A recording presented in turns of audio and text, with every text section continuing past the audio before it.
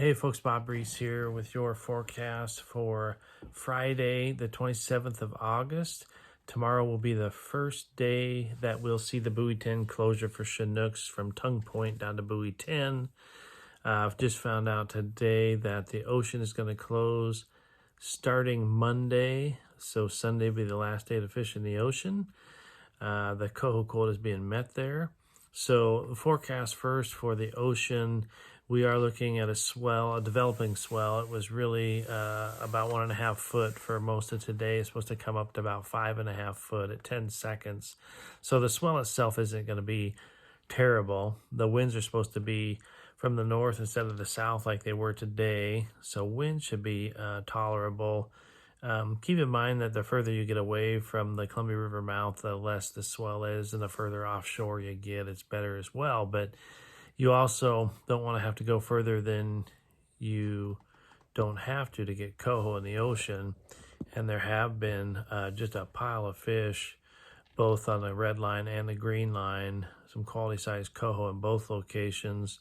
So if it's safe and fun to fish in those areas, just off of the mouth, certainly take advantage of that, but be aware that the bulk of the morning tomorrow will be an outgoing tide, and I think it's about a 6-foot runoff. And so if a 6-foot runoff is met with a 5-foot swell, the bar could turn a bit topsy-turvy tomorrow. So you need to be prepared to get stuck outside. I don't think that's necessarily going to be a reality, but you do need to be prepared for that scenario to set up. But if you're really motivated, you can get offshore, get your coho. There was fish today on between buoy 2 and buoy 4 and the CR buoy, so the red line basically. I'm sure there was good action on the green line as well. It's been really good out there last couple of days. A lot of coho staging offshore. They should be pretty bitey, pretty available, especially now that the winds are coming from the north versus the south, which typically makes that ocean fishery a little bit more volatile. So, first light bite should be an easy bar crossing. Be wary of that 5-foot swell. You're taking a little bit of a chance if you get offshore for coho tomorrow, but Chinook remains open as well off there. So I'm going to phase out and come back with a Columbia River forecast. Stand by. Hey folks, Chinook and Steelhead members, your forecast for the river tomorrow. Again, I'll reiterate that Chinook is now officially closed from buoy 10 to Tongue Point. That means if you do decide to go to Tongue Point, and I think a lot of anglers will in search of Chinook up there, we do have a waning tide series and a high tide at first light, which makes it a pretty promising prospect for those anglers still looking for Chinook over coho.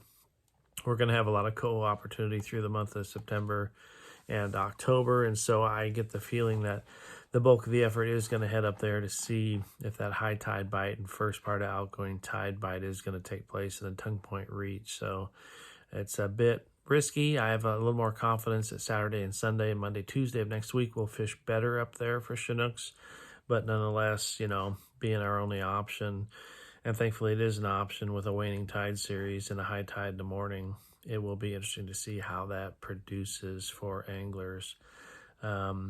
My suggestion is that try and catch the last part of that incoming tide, and we've had success dropping baits right on the bottom, right at the deadline there at Tongue Point, and trolling upstream on the last part of incoming tide that has produced good results in years past, and it could very well be that way tomorrow.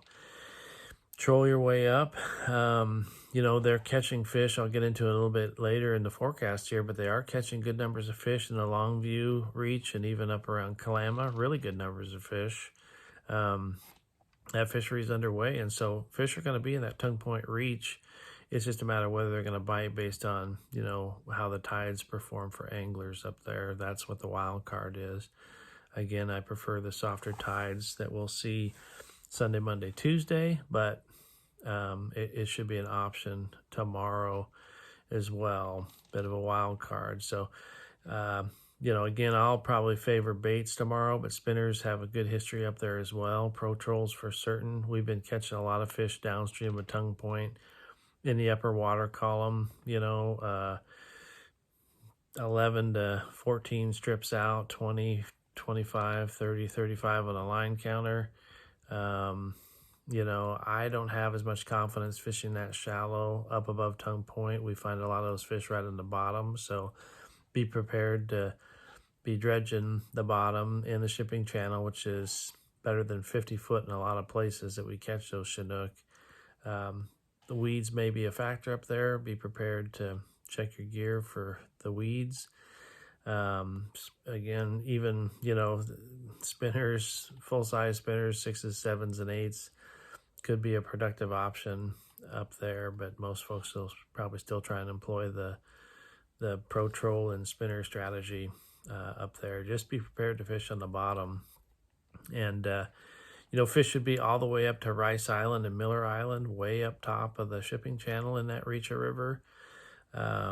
So my suggestion, try first part of the tide by the Tongue Point deadline, but get yourself up to the top of Rice Island, even Miller Island, and come down around the corner on that first part of outgoing tide to see if those fish are going to be willing to bite.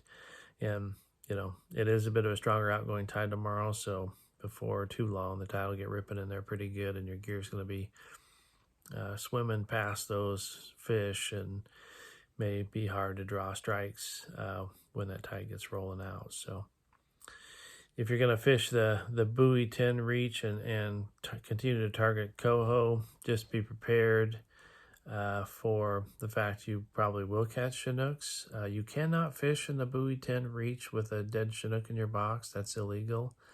So pay attention to that. You can't go catch your Chinooks upstream and then go catch your coho downstream unless you've already dropped your Chinooks off at the dock. Can't have those in your boat while you're fishing for cohos. The coho bite, less than fantastic. The Desdemona bite that happened so good yesterday did not happen well today. A few fish, few coho on the last part of the outgoing tide, a few coho on the first part of the incoming tide right at buoy 10. We had good fishing today doing the upstream troll, even though we were doing 5 miles an hour.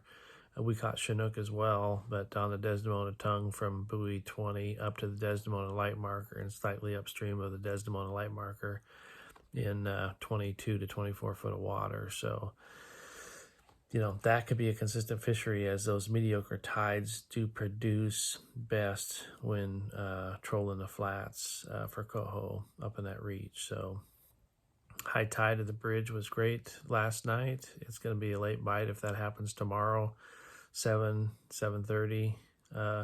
So if you're going to stick it out that long, there should be some more action up at the bridge, probably both on the Washington and the Oregon side. So that'll be your river forecast for tomorrow. If you get out, it'll be interesting. We'll know shortly whether Tongue Point's going to produce. So I'll give a little upriver forecast next, so stay tuned. Hey folks, back with the river forecast. As I mentioned in the report and earlier, they are catching good numbers of fish in the Longview Reach, basically Rainier upwards to Kalama.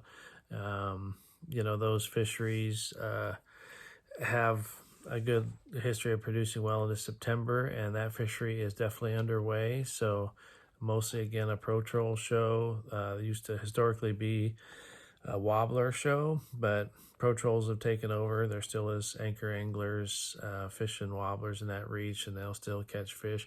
I know some bank anglers that are taking their kayaks out and dropping wobblers off the beach just downstream of Longview and doing quite well, doing very well for Chinook off the beach.